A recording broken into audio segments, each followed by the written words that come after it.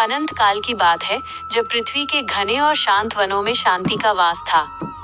एक ऐसी कहानी जो न केवल भक्ति की पराकाष्ठा है, बल्कि श्रद्धा के उस स्वरूप को दर्शाती है, जहाँ नियम और परंपराएं पीछे छूट जाती हैं और केवल आत्मा का परमात्मा से मिलन शेष रह जाता है। प्राचीन काल के उन दुर्गम और रहस्यमयी जंगलों के मध्य, जहाँ सूर्य की किरणें भी पेड़ों की सघनता को भेद नहीं पाती थीं, वहाँ थिन्नन नाम का एक निश्चल और भोला शिकारी निवास करता था, जिसके भीतर महादेव के प्रति अटूट प्रेम की एक ऐसी लौ प्रज्वलित थी, जिसे संसार की कोई भी बाधा बुझा नहीं सकती थी। थिन्नन शास्त्रों के जटिल नियमों, मंत्रों के शुद्ध उच्चारण और पूजा की भव्य विधियों से पूर्णतः अनभिज्ञ था, किंतु उसका हृदय श्रद्धा का वो साक्षात सागर था जिसकी गहराई को मापना असंभव था। वह प्रतिदिन स्वर्णमुखी नदी के शीतल जल को अपने मुख में भरकर लाता और उसी जल से शिवलिंग का पावन अभिषेक करता तथा अपने शिकार से प्राप्त भोजन का सबसे श्रेष्ठ और शुद्ध अंश अत्यंत कोमल भाव से महादेव के सम्मुख अर्पित कर देता।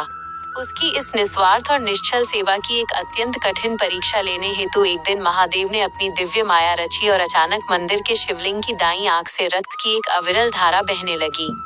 यह विचलित कर देने वाला दृश्य देख थिन्नन का हृदय करुणा और पीड़ा से भर उठा। वो व्याकुल होकर इधर उधर दौड़ने लगा।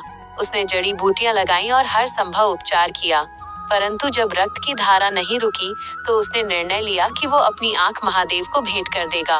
उसने बिना किसी भय या मोह के अपनी एक आंख निकालकर भगवान के चरणों में अर्पित कर दी और चमत्कारिक रूप से वो रक्त रुक गया। किंतु तभी महादेव ने उसकी परीक्षा को और कठिन करते हुए दूसरी आंख से भी रक्त बहाना शुरू कर दिया। अब थिन्नन के समक्ष गहरा अंधकार था, पर उसका साहस और समर्पण तो हिमालय से भी अडिग था। उसने अपना पैर शिवलिंग की उस आंख पर रखा ताकि उसे स्थान का बोध रहे, और जैसे ही वह अपनी दूसरी आंख निकालने को उद्यत हुआ, स्वयं कैलाशपति महादेव साक्षात प्रकट हो गए। महादेव ने अत्यंत स्नेह और वात्सल्य से थिन्नन का हाथ थाम लिया और उसे कन्नप्पा की उपाधि दी, जिसका अर्थ है वो महान भक्त जिसने अपनी आंखें ही अपने आराध्य को सौंप दी। ये पावन कथा हमें आज भी यही सिखाती है कि ईश्वर किसी बाहरी आडंबर या भव्यता के भूखे नहीं होते, वे तो केवल भक्त के शुद्ध भाव और संपूर्ण आत्मसमर्पण के वश में होते हैं।